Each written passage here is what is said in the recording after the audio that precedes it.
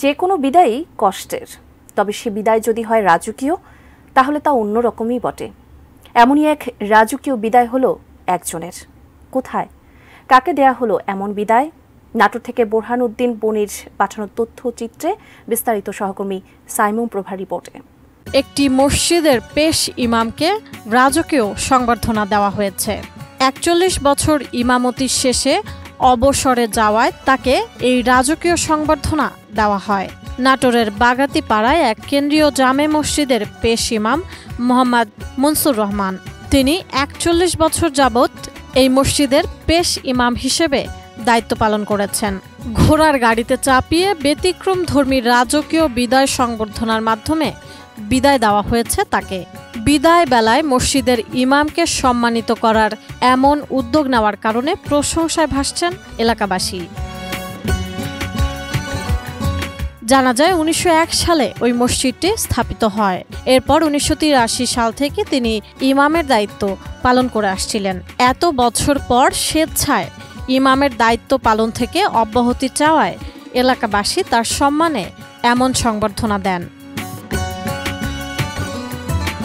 শুক্রবার বাদ জুমা উপজেলা সদর ইউনিয়নের জিগরির খিদ্রমালঞ্চি এলাকায় কেন্দ্রীয় জামে মসজিদের পেশ ইমামের সম্মানে এমন বিরল বিদায় সংবর্ধনা অনুষ্ঠানের আয়োজন করা হয়। সালাত শেষে তাকে এ রাজকীয় বিদায় সংবর্ধনা দেওয়া হয়। জানা যায় ইমাম মনসুর রহমান ওই ইউনিয়নের শ্রীরামপুর এলাকার প্রয়াত খেদমত আলী প্রামাণিকের ছেলে।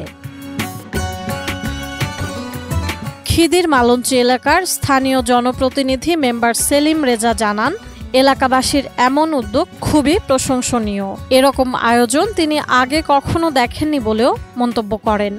এরকম আয়োজন করায় তিনি এলাকাবাসীকে ধন্যবাদ জানান।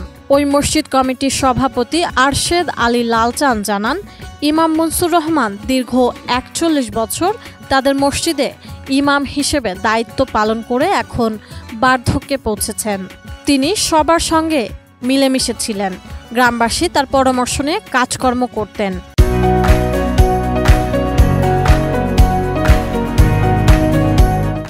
তিনি ছিলেন অভিভাবকের মতো। তিনি স্বেচ্ছায় বিদায় নেওয়ায় এলাকাবাসী সবাই মিলে সম্মান জানাতে এমন আয়োজন করেন বলেও মন্তব্য করেন মসজিদ কমিটির সভাপতি আরশেদ আলী লালচান। আরও বলেন, ডাক্তার, ইঞ্জিনিয়ার, সরকারি কর্মকর্তাদের সবাই সংবর্ধনা দিয়ে বিদায় দেন, কিন্তু ইমামদের কেউ বিদায় সংবর্ধনা দেন না। তাই তারা চান তাদের মাধ্যমে যেন এটি নিয়মে পরিণত হয়। এই আয়োজন দেখে সবাই যেন উদ্বুদ্ধ হয়, সকলের প্রতি তিনি এমনই আহ্বান জানান। বিদায়বেলা ইমাম মনসুর রহমান জানান, জীবনের দীর্ঘ সময় যাদের ইমামতি করেছেন তাদের এমন আয়োজনে তিনি মুগ্ধ। বাকি জীবনের জন্য সবার কাছে দোয়া প্রার্থনা করেন তিনি। বিদায়ী সংবর্ধনা অনুষ্ঠানে ইমামকে দেওয়া হয় ক্রেস্ট ও উপহার সামগ্রী। পরে তাকে ঘোড়ার গাড়ির বহরে করে রাজকীয় বিদায় দেওয়া হয়। এ সময় এলাকার মুরব্বী সহ সর্বস্তরের মানুষ কান্না ভেজা চোখে প্রিয় ইমামকে ঘোড়ার গাড়িতে করে বাড়ি পর্যন্ত পৌঁছে দিয়ে আসেন। এই গ্রামের লোক তথা এলাকার লোক যে সম্মান আমাকে দিচ্ছে, আমি এতে সন্তুষ্ট। আল্লাহ ইমাদের মাফ করুক, আমাকে মাফ করুক এবং সবাইকে দুনিয়ার পরিষ্কার হওয়া মুস্তাকিন হওয়ার তৌফিক নসিব করুন। সবার জন্য আমি দোয়া করি। আমি দিন এবং জবান থেকে ইনশাআল্লাহ বলতেছি, আমি করতে খুব সন্তুষ্ট। আর তাদের কাছে তাদেরকেও মাফ করে দিয়েছি, আমিও মাফ করে চাচ্ছি তাদের কাছে যে আল্লাহ আমাদের সবাইকে ক্ষমা করে। দুনিয়াতে যেমন 40-42 বছর নেতৃত্ব দেওয়ার তৌফিক আল্লাহ দিল, আখিরাতেও যেন নেতৃত্ব দিয়ে জান্নাতে যেতে পারে এরকম দোয়া চাই, আমিও করি।